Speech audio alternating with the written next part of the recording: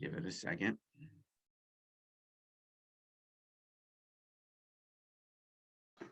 How you doing today? Awesome. How about you? I'm blessed and motivated. Awesome. All right. So now, there we go. We are live. Let me add the comments. I'm still getting that same stream block. You will. Hang on one second. Copy. Just putting the link everywhere. Okay. All right. Now, hit record. Going to make you the host. You're going to come right back as the host. All right. Now you should be able to share your video. Yep, I just got that notification. Already, let's fix that. Boom. Bring this closer. There we go. All right. All right. Thank you very much, ladies and gentlemen, for joining us. This is Seth Green, co-host of the Sharkpreneur podcast. Super excited for today's interview. We are here with the author of Everyone Needs a Hero, Why Can't It Be You, Sir Aimézing. Book launch is today. That's why we're doing this today. The link is should be in your comments below. I'll try and make sure it shows up everywhere. You can literally get a free copy today, a free Kindle copy. You do not need a Kindle app. You do not need a Kindle device. You can read a Kindle anywhere and on any smart device. So I highly urge you to go get a free Kindle copy today. Hey, Tom. Hey, Elizabeth. Thanks so much for joining us. Super excited. Now, the reason why I wanted to do today's interview, other than the book launch that we're publishing, is because you're one of the very only people I know who's died and lived to tell about it. The only person I know who's had a gun pointed to their head and the trigger pulled literally point blank and is here to talk about it. We're going to dive into that in a minute, but let's go back in time a little bit. What inspired you to write the book? I was inspired in multiple ways. Thank you and good morning, everyone. Good morning to everybody on the So Proud of the Black page as well. Good morning, everybody here. I was inspired in a lot of ways. Actually, growing up as a kid, I always wanted to write a book. And I actually put a limit on myself. I used to tell myself, well, I got to wait till I'm 30 before I can write a book, because then I'll have more wisdom and more experience with life. And how things kind of work themselves out is I actually, after some of the things that you just discussed last summer, after the traumatic experiences that I talk about in the book, I had a conversation with my aunt. And one moment, please. My Facebook limitations popped up. But I had a moment with my aunt and she said, you and your dad's so smart. You guys have such great conversations. You should write a book. And at the time I heard her, but I was still going through a transition. Then fast forward to September, my dad's 52, I'm 26 at the time. I said, Pops, at age 26, what advice would you give yourself? And he said to me, at age 26, I didn't know too much.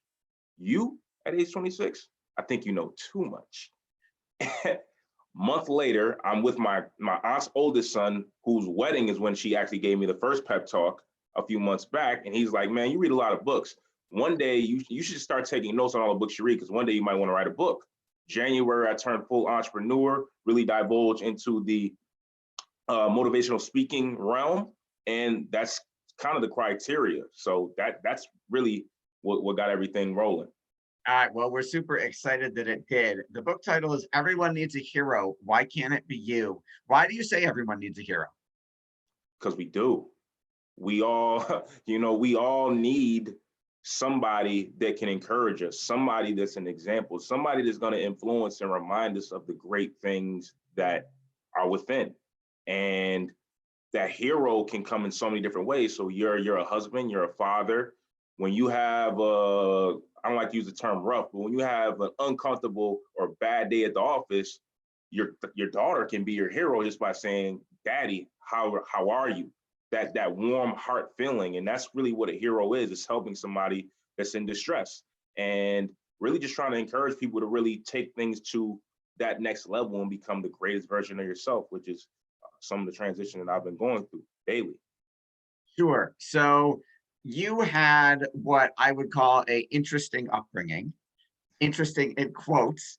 We're going to get into the died and lived to tell about it story in a little bit, but let's just talk a little bit about and catch folks up. Obviously, we want them to go get the book, but let's catch them up a little bit on the upbringing you had, and then we'll talk about how that led up until the other stuff. Okay, well, where you want to start? You got the questions I think that the people want to hear. Yes. All right. So let's talk a little bit about what your life was like growing up, what your domestic situation is, some of the kind of the adversities you were going through. Yes, so my parents were divorced when I was 4 years old, and my relationship with my dad wasn't it wasn't nearly as strong as it is now. So I really grew up more in a single parent home. And being with my mother, we went through some various tough times growing up after they got divorced. I mean, there were times when I remember we spent some nights in the city mission at times. I remember having to stay with my great grandparents, and it was ups and downs. And then there were situations where my mother remarried, had my little brother, but his dad really wasn't a great example. And some of the other men that my mother ended up being with really were unhealthy. So I grew up in situations where I kind of talk about the book and revisit it. And I remember writing it where I talk about, hearing the screams of my mother in the middle of the night, just waking up in a panic and just sitting there. And when you're a kid, what do? You don't want anybody to hurt your mom, but then at the same time, you're a little afraid. So you're like, okay, so what do I do? And that was part of the struggles. I mean, everybody has their own journey and their own situations, but growing up in those different type of situations really, really molded me, because at the same time, it always motivated me to want to do more and want to do better things so that I could get her out of those situations. How do you think that wanting to protect and parent your mother shaped your childhood relationships with other women? It's a very interesting question. I feel like I actually had a therapeutic session a few months back, a Reiki session I actually went on. And one of the things they talked about was, you have a really, really strong bond with your mom. I don't know much about you. It's our first time, but you got there's something really strong about it. And today's her birthday, was why I picked this date. And I actually talked to her. We talked for about an hour and a half this morning. She loves the book. She understands it. And she started to cry. And she was like, I'm so sorry for putting you in this situation. And I cut her off. I was like, you didn't put me in any situation. Situations that happened to us when we were children and our upbringings impact the situations that we end up in as adults. So how does that connect to your question and perspective? I've only dated women older than me.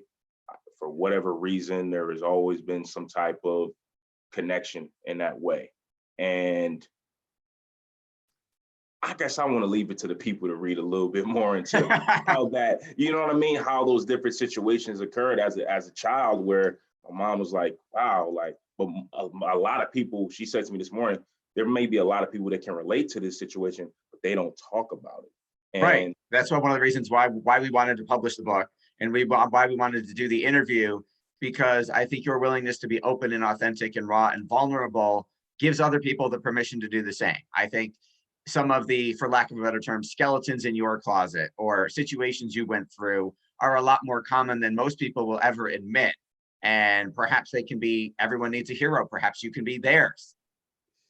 Definitely. You talk about something I thought that was really, really interesting and insightful. You talked about how some of the experiences with the men in your mother's life affected you in terms of I think you called it, you were sexually harassing women at a really young age. 7. I mean, obviously you're a different man now than you were when you were 7 or 8. Can you talk a little bit about how you even knew to think that? That's the irony of it all, is that I don't know where these behaviors were learned or accepted. I just remember being really young, and maybe 5, 6 years old. My mom said, a man puts his thing in a woman, right? Like that was like my birds and the bees conversation at 6. I don't know You know what I mean? That's pretty young. Okay. You know, it was young, but the thing is, the irony of it all is that I always look at it, the Jay-Z line comes to mind.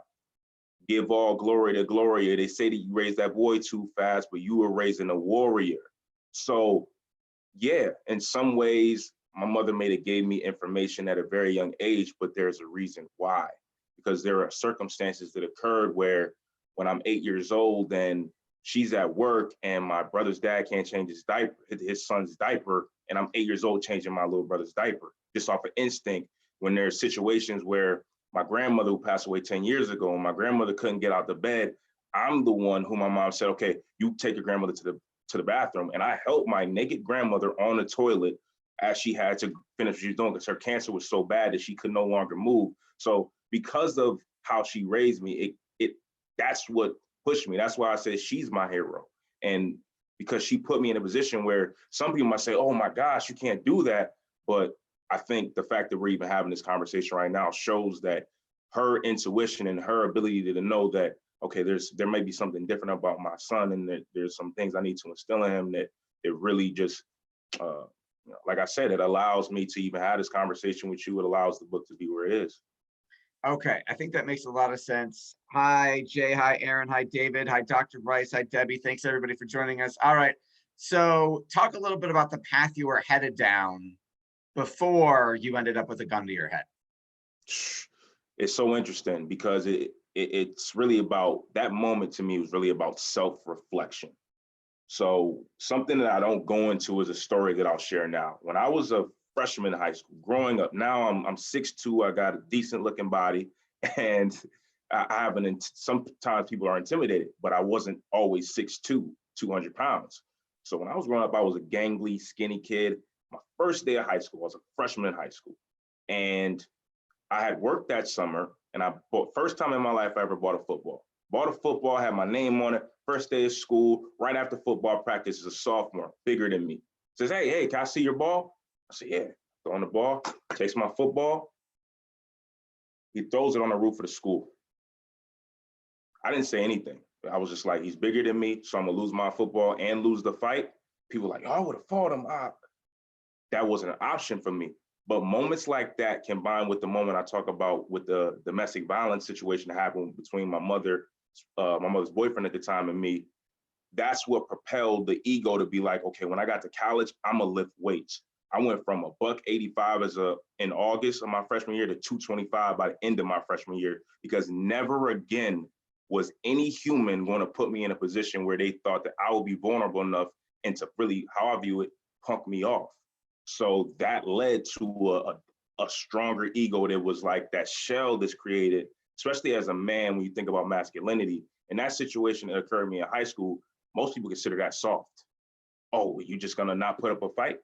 That's just how you're gonna accept it? So it really ramped things for me as I got older, and as I became a man. I said, I'll never be in that situation. No man will ever toss me like that. If you're gonna toss me, you have to be bodybuilder, Arnold Schwarzenegger, like you gotta be a muscle head to toss me. Otherwise, there's always gonna be some type of battle. So those type of situations definitely impacted how I got into that situation, to the point where it was just this macho, bravado, cocky person who, even though was technically being a hero looking to save someone, but in theory was really just feeling that feeling of invincibility. Right, that you had built to protect yourself. I totally understand that. You know, being pushed around, being bullied is what got me into martial arts. So I'm with you there. So let's talk about the situation where you ended up with a gun to your head. Tell us a little bit. I obviously will tell everyone should go get the book. The link to go get it on Kindle for free is in the notes, is in the comments. But I'd like to have you tell it. I was really in love, and I'm in a meeting for scholarship. I'm president of a nonprofit organization. It was our first scholarship. First time we have everybody from our board in a meeting. And were you awarding the scholarship to? Okay, got it. We gave away 2 $1,000 scholarships I think we gave it away in like October, but it was our first year doing it. It was a new nonprofit. First time, I'm the organizer. I brought all these people together. It's the first time we're actually able there. We got one person on the phone, but we got 8 others right there. Let's talk about our plan for the summer. I had reconnected with the woman I was in love with. I get a call, I don't answer. I get a text in all caps saying there's a disturbance at our house. Immediately in the meeting, nobody knows. Until they read the book, they don't even know what really happened. So I leave the meeting, fly to the location, and the irony of it was I run into students that I'm mentoring, students that I'm teaching about healthy masculinity. I know you, you've been at my school. Person comes, we get into an altercation, and I mean, it was like out of a movie. I mean, we got kids outside. Everybody that lived in that neighborhood saw what happened. And situation ends up with him going to the car, putting the gun to my head. I say, shoot me, I dare you. Pulls the trigger. All I see is red. Even when I was trying to go back to that moment and think, I couldn't even tell you. All I saw was red, and I just knew I was here. And in that moment, I remember when we're in the house now, and cops come into the house, and they're like, "Oh yeah, there's 2 bullets in there. That gun was loaded." And I'm sitting there, and I'm just like, "Nah, he kept me here for a reason. He kept me here for a reason." And I mean, that just it opened up a new animal. And then the irony is I ran into another situation just a week after that, another situation where I was basically into, I don't know what it was. So even with us being in quarantine right now, what I've been telling people now is like, I went through quarantine already. I already isolated myself. My whole summer was in isolation because Buffalo is a small city. And I felt uncomfortable in every situation because when you deal with the trauma of it, because what's going through my mind is, okay, did this woman set me up? Your ex set me up? How would he know what? Did she set me up? Did she just like dangle something in front of both of us and just knew that we both were gonna fall into the trap because she knew us both in the best way a woman could know a man? Then it's, man, who can I trust? Can I drive around the city? Can I really maneuver at night? Because is somebody gonna pull up on my car at any given moment? And then it's like, I'm already an introvert. So that just heightened my introvertedness because it was like I wanted to be by myself. So I spent my summer really reading. And even though I was traveling, like I tell people, every time I was traveling, it was business. As soon as the business was done, I don't know if you're familiar with this. Some people maybe on this live may be familiar with the Caribana. It's a Caribbean festival in Toronto every year, historical. I went there. I didn't enjoy it at all.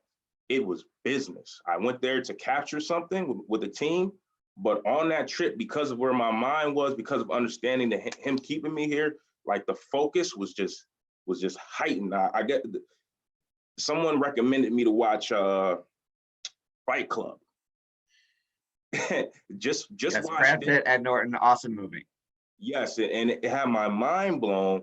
But when I thought about it, and then I think about Outliers by not Outliers, excuse me, David and Goliath by Malcolm Gladwell, and I think about there's times when we're in these situations and think about somebody like 50 Cent, the fear of death. It's like I was telling my dad the other day, I'm like, Pops, I understand Corona. I don't want to do anything unwise, but I don't live in fear. I've looked death in the face before and I'm still here. So I know, I told my little brother a month ago, I said, hey, Corona is real. You need to respect it, but I know he's not done using me. So whenever this is over, there's more work to do. There's work to do right now, but I know he's got more use of me on this planet. So it just transformed everything. All right. Obviously an incredible story, and you're doing the work that you were meant to, and that's why you are still here. Let's talk a little bit about that work. You found some information. You became a consumer of content, a voracious reader. You found a book from hundreds of years ago that has dramatically affected the future trajectory of your life, the post-death moment. Talk a little bit, obviously that's in the book and people should go get it. The link is below. Talk a little bit about the book that changed your life after your life changed. So Benjamin Franklin, when he was really young, ironically, about 20, maybe between 18 and 21, I want to say, he grew a very strong obsession with having high character. And he had developed a a system in order to heighten his character. And I implemented some of those things. So I haven't checked my word of the week for this week, but last week it was tranquility. So I'm sure whatever my word of the week might be industry. That's just what I got the feeling because of the book releasing, but things always have panned out for me in that way where the times where another word is chastity. So during the summer, chastity is my word of the week. And it'll be those times when I'm reminiscing and I'm thinking, I don't want to move lustly, but I'm really lusting right now. But it was a way to really take things to the next level because when you can discipline yourselves in those areas, then you can discipline yourselves in plenty of areas. And for me, especially, I'm a young African-American man and I'm confident, which makes people really uncomfortable. So with that being the case, I have to make sure that I'm always disciplined and I'm falling in line and having good character. And it really's opened the doors. It's made me a better communicator with businessmen like yourself, but with my family as well, as a mentor to students. So if I'm talking to a 16, 17-year-old young man, I can say, hey, I know what you're going through. This is what I have to go through. Yeah, you went to my Instagram. Yep, I was with 20 different women. Yep. And you know what? I didn't cross any lines. I kept it strictly professional. I kept my mind focused on what we're there for. So it's definitely steps in the book that I talk about how I implemented it that anybody could use and really take themselves to the next level. So in the book, you'll find an example analysis of all 13 of Benjamin Franklin virtues, how Sir Aimézing has applied them, how you can do the same, how you can use that to transform your life. We know your time is incredibly valuable. We greatly appreciate you being here. Talk a little bit about the work you're doing now along with the book. So with the book dropping officially, actually my website, you can visit siraimezing.com, and whether you spell it the right way or the wrong way, to the site. It's very smart of you to get both domains.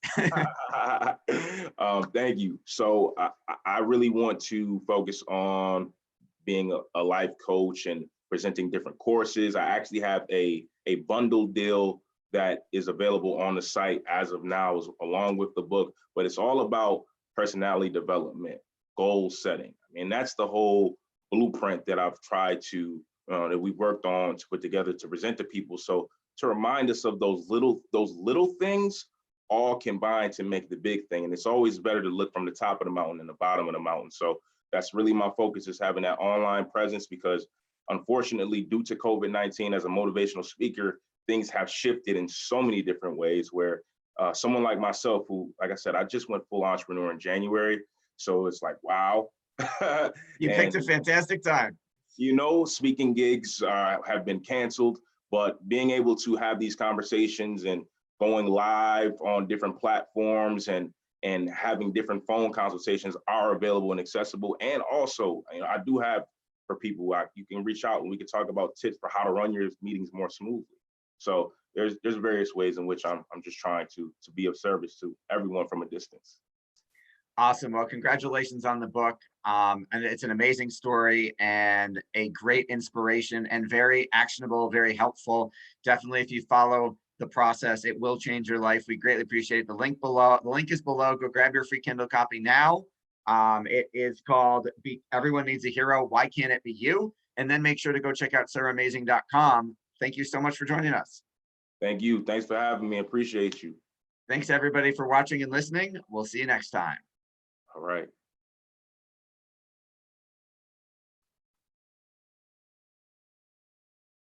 All right, for those of you who tuned in on this page, thank you for tuning in. My name is Aimé Jr., aka Sir Aimézing. Just finished and wrapped up the book launch interview. The book is available right now on Amazon. You can get a free copy on Kindle. I'm doing a special. Today's my mother's birthday, so shout out to my mom. Please feel free to give my page a like, share it as well.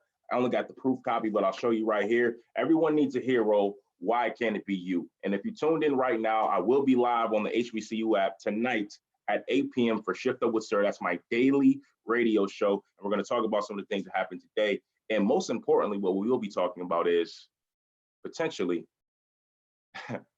being a best-selling author. So thank you all. Shift Up. Have a wonderful Monday. I'm out of here.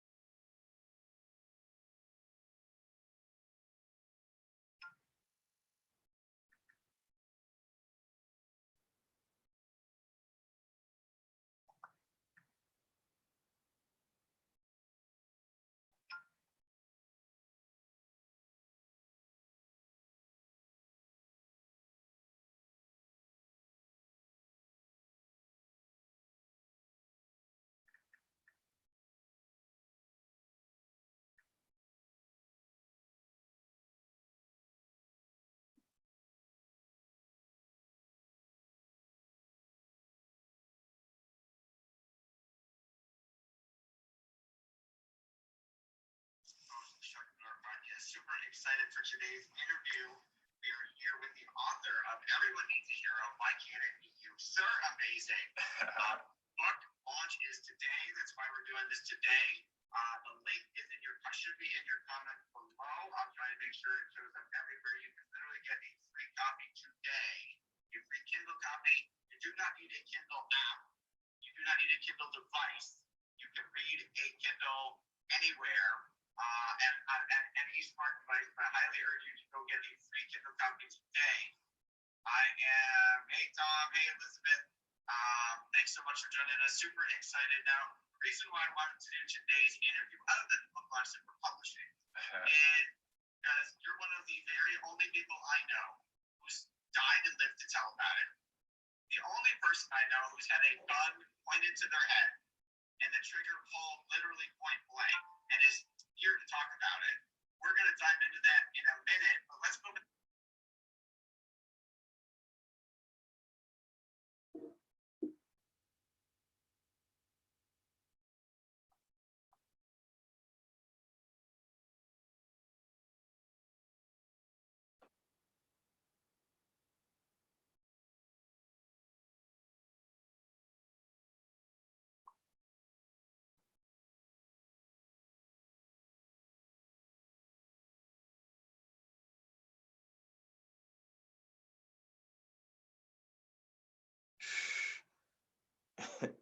Text message is going crazy right now, man.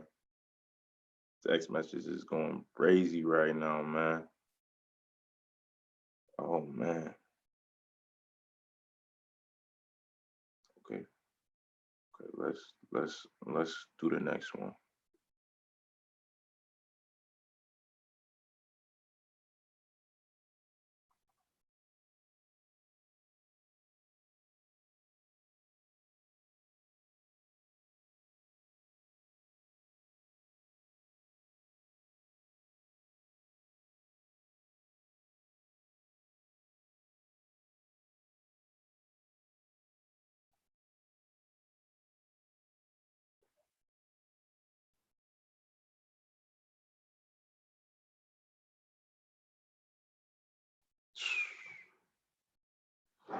Yo, man.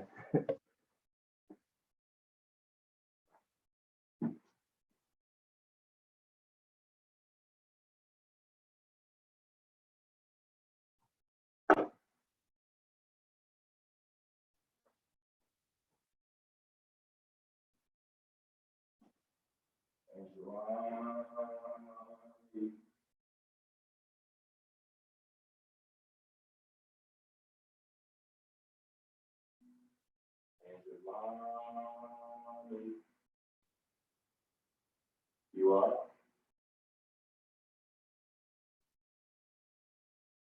Hi.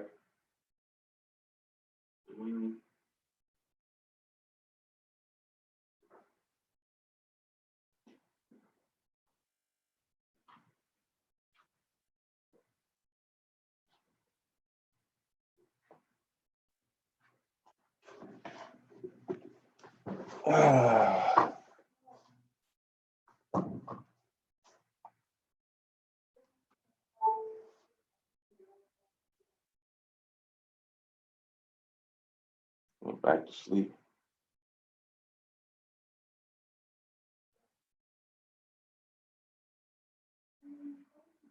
Bien.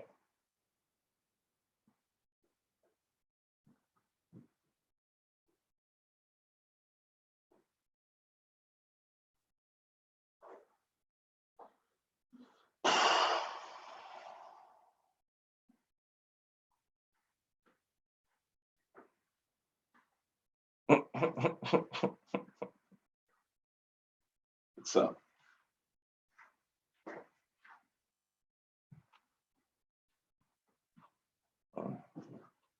Time to go to sleep.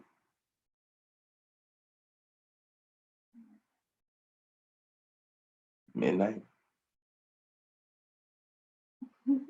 You sure?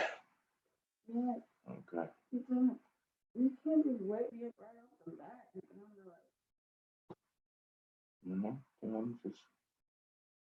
Just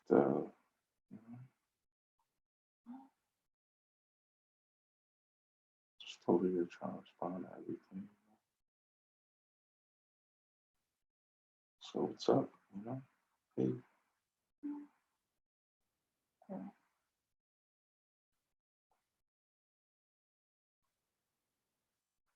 Need some coffee or something? And you tell me like you call me down here for a second, trying to I just want you to sit next to me while I respond to text message. You could go do what you want to do. Okay.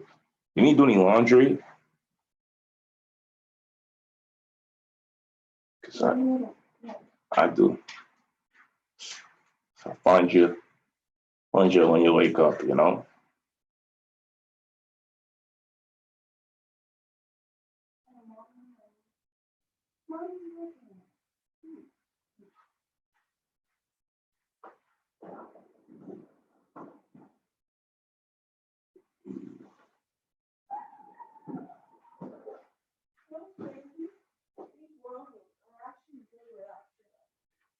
It's because they egos and they home style.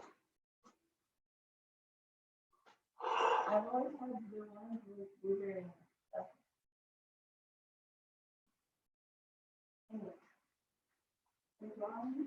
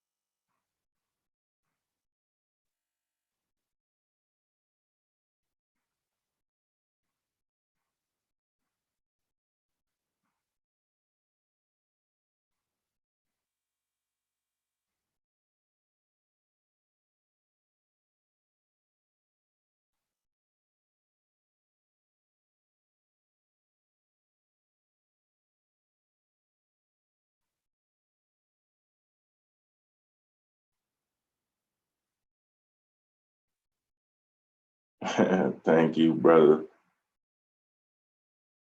I love seeing this blue.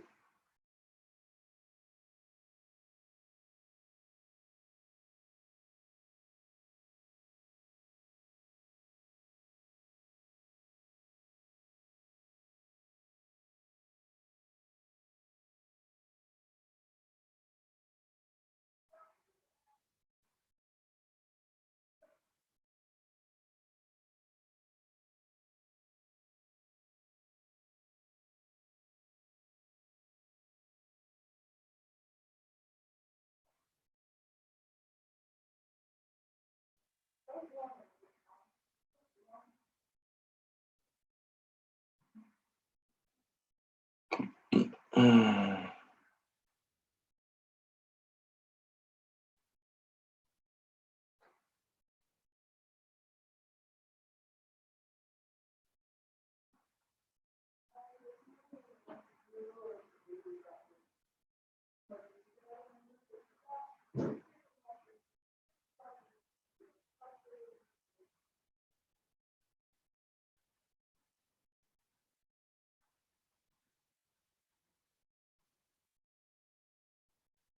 Please do. Thank you.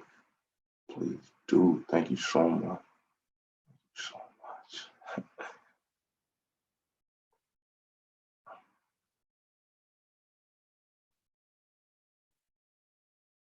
Thank you.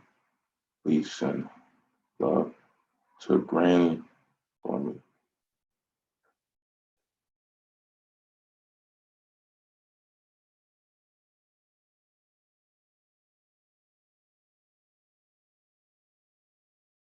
Thank you. Um,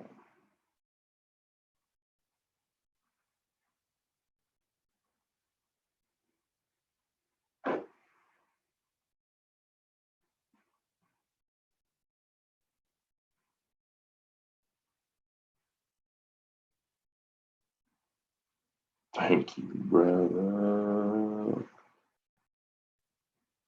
See you Monday.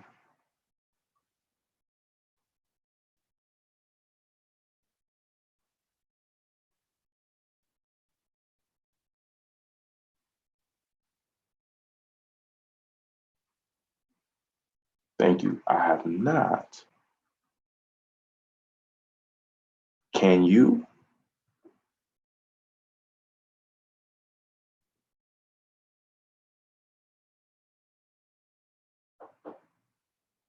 Bro, thank you, famo.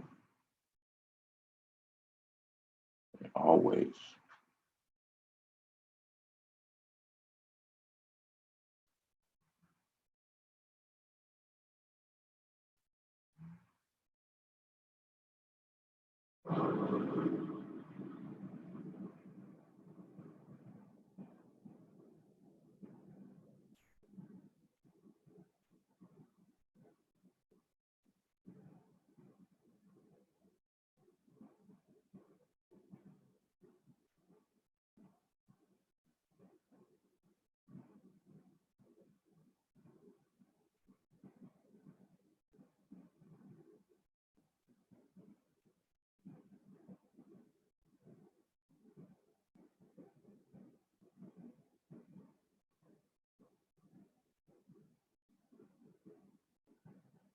You will never happen, brother.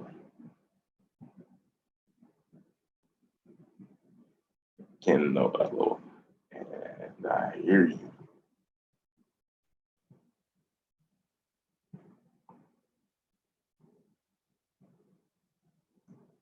Thank you.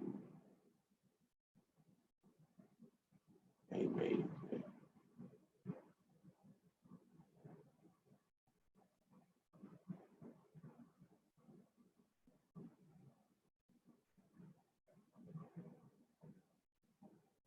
So, 3. Those are down.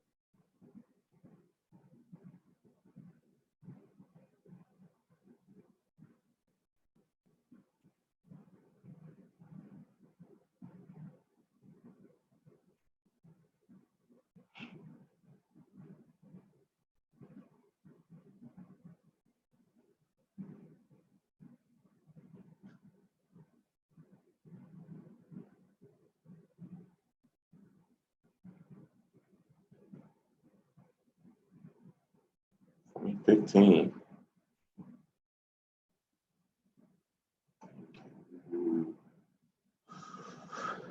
Oh, let's get it. Let's become a best-selling author.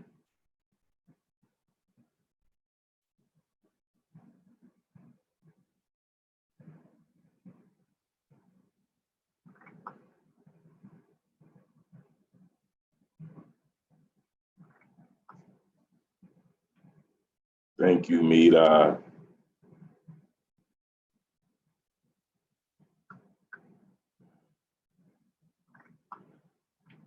Thank you. So cool. Ain't nothing cool about it. Thank you.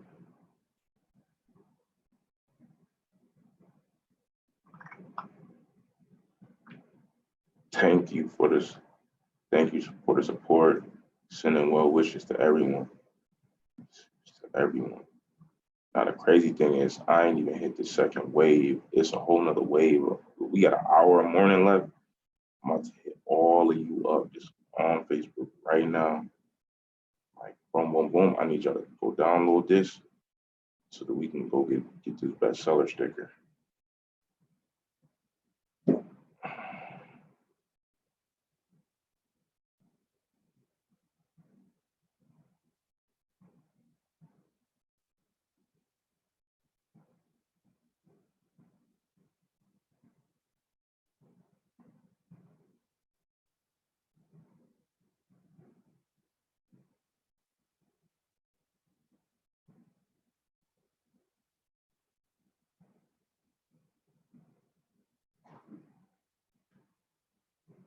Hi, how was the interview? It was cool. It was cool. Yeah. I put the coffee because I'm in Jersey and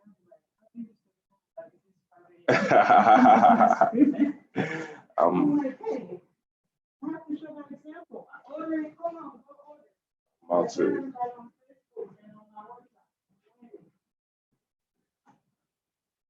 This is a cool feeling. Thank you so much. Truly appreciate you. I have a question. I have one last question. How can I help you? How can I help you?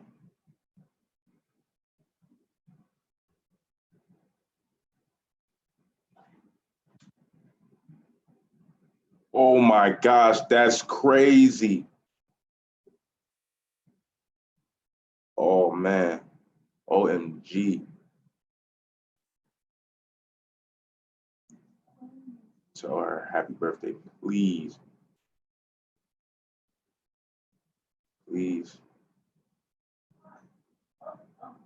And Kaylin, bringing her.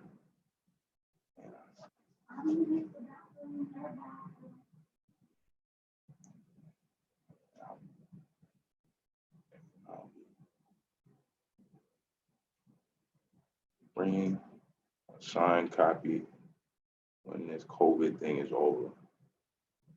Over.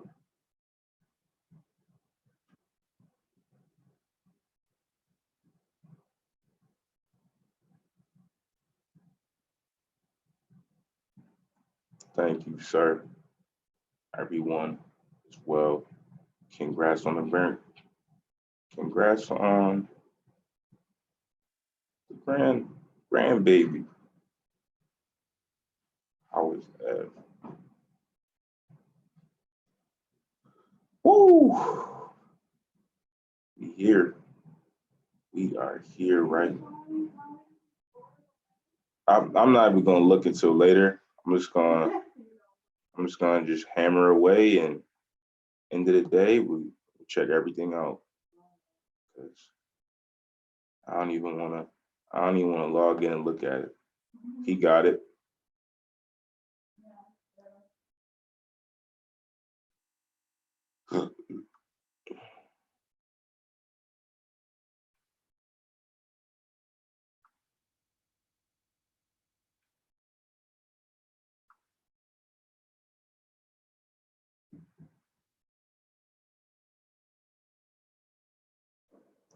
Amazing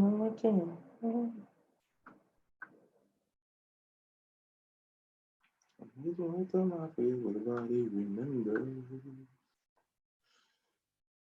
Amazing what the mind forgets,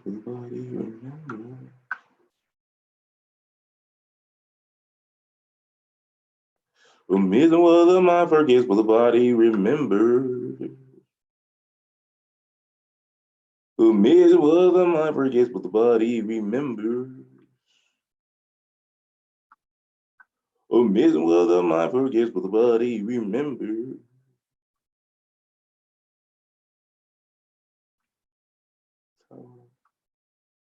Okay. Solana, Derek Baker.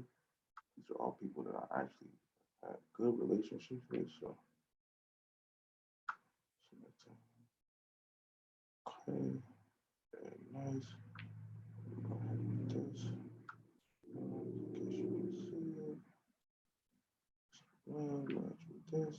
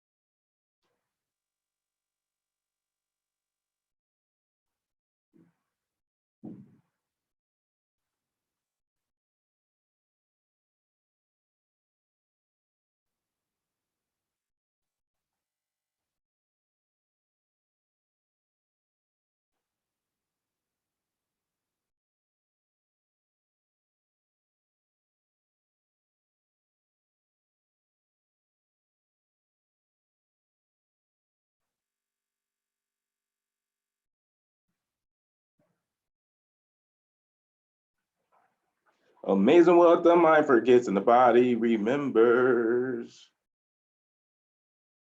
Amazing what the mind forgets and the body remembers. Stop spelling amazing the wrong way, folks.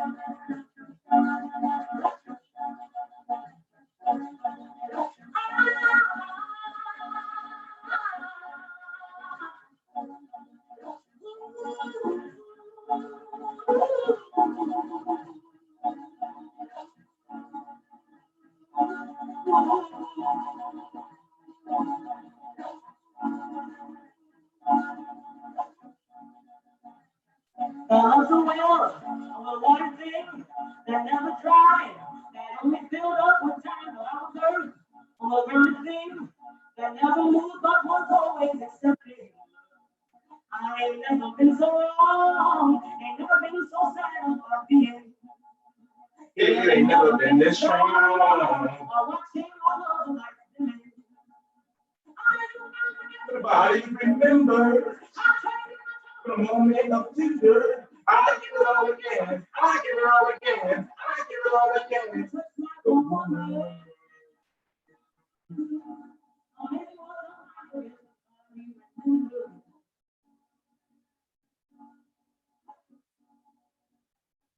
I know it's there, to be had.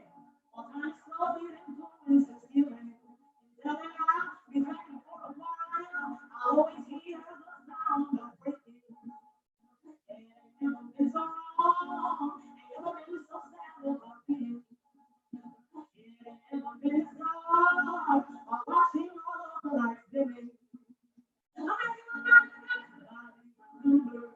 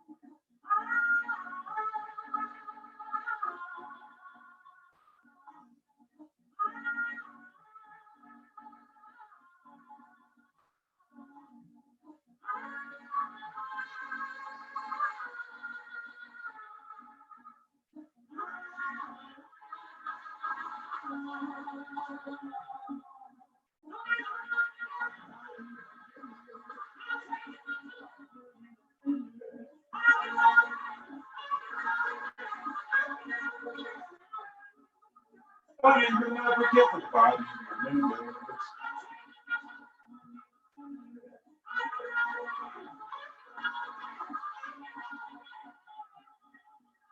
Ain't gonna forget the body remember. One moment of tender. I give it all again. I give it all again. I give it all again.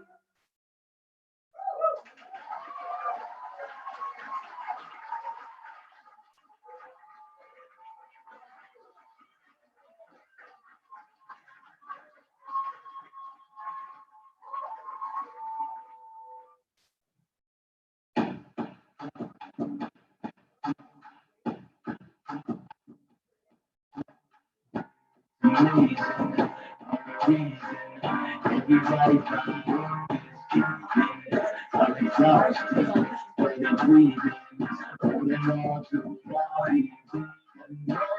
I know you never took that from me. When it is far as your eyes can see, it's amazing, so amazing, so amazing, it's amazing, it's amazing, so amazing, so amazing, it's amazing. I'm a monster, I'm a killer, I know what I'm wrong. Yeah, I'm a problem that'll never be solved. And now you never take that from me. My pain is as far as your eyes can see. It's amazing, so amazing, so amazing, so amazing. It's amazing, so amazing, so amazing, so amazing. It's amazing. I'm amazing. I know this world is changing. Never gave in, never gave up. I'm the only thing I'm afraid of. No, you never took that from me. My pain is as far as your eyes can see. It's amazing, so amazing, so amazing, so amazing. It's amazing, so amazing, so amazing, so amazing, so amazing, so amazing, it's amazing, so amazing, so amazing, it's amazing.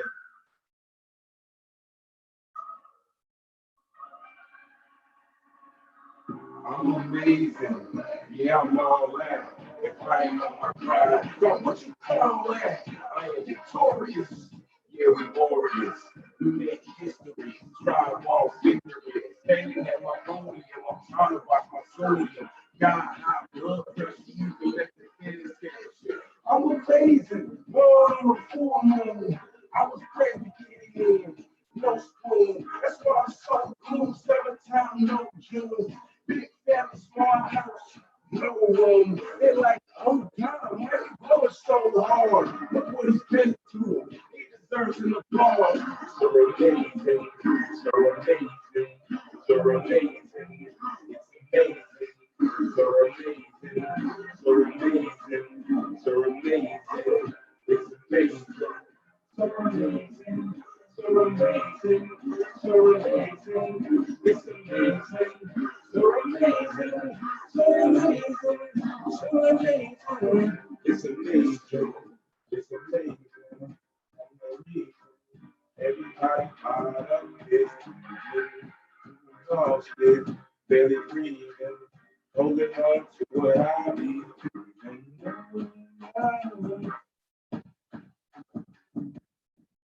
drop, drop, drop, drop, drop. It's amazing. I'm the reason everybody bought up this feeling. I am exhausted. I'm barely breathing and holding on to what I believe in. No matter what, you never take that from me. My reign is as far as your eyes can see. I am amazing, so amazing, so amazing. I am amazing, so amazing, so amazing, so amazing, so amazing.